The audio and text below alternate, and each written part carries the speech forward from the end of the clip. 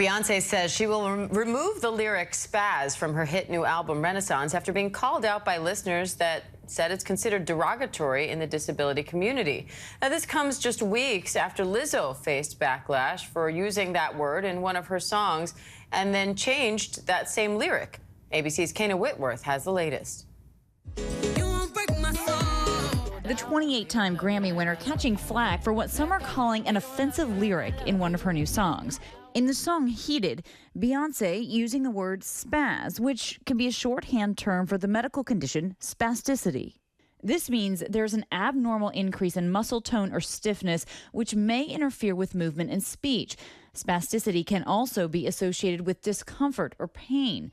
The condition is usually caused by damage to nerve pathways in the brain or spinal cord that control muscle movement. Using the word spaz to describe someone who's just a little bit out of control in an emotional sense sort of makes light of someone's actual physical suffering. Many finding its inclusion in music today to be a form of ableism or discrimination against those with a disability. One Twitter user saying, Beyonce used the word spaz in her new song Heated. Feels like a slap in the face to me, the disabled community, and the progress we tried to make with Lizzo. Earlier this summer, Lizzo removing the same word from one of her hit songs, but it surfaced again with Beyonce. Beyonce's team telling ABC News the word, not used intentionally in a harmful way, will be replaced. The lyrical revision from Beyonce coming after Lizzo said, as an influential artist, she is dedicated to being part of the change she wants to see in the world. She also issued a statement at the time saying, let me make one thing clear. I never want to promote derogatory language. I've had many hurtful words used against me, so I understand the power words can have. And let's bring in senior entertainment reporter from ESPN's Andscape, Kelley Carter, for more on this. Kelley, thanks for being here. What did you think of how Beyonce and her team handled this?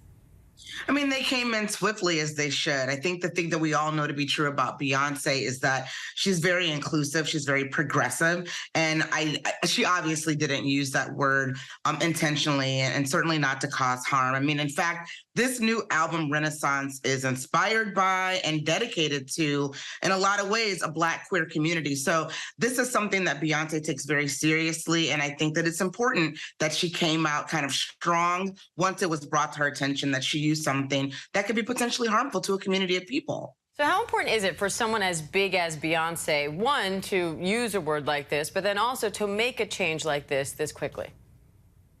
Well, I mean, I think this is a lot of new information, I think, for people. I mean, this is a word, quite frankly, that has been used in music in the Black community and in pop culture for a long time without understanding where it comes from and what it means to people who are disabled. And so I think that it's important that Beyonce, who is an influential artist, obviously, steps out, comes out front and says, I'm going to make this change because this was called to my attention.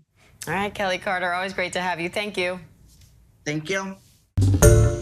Hi, everyone. George Stephanopoulos here. Thanks for checking out the ABC News YouTube channel. If you'd like to get more videos, show highlights, and watch live event coverage, click on the right over here to subscribe to our channel. And don't forget to download the ABC News app for breaking news alerts. Thanks for watching.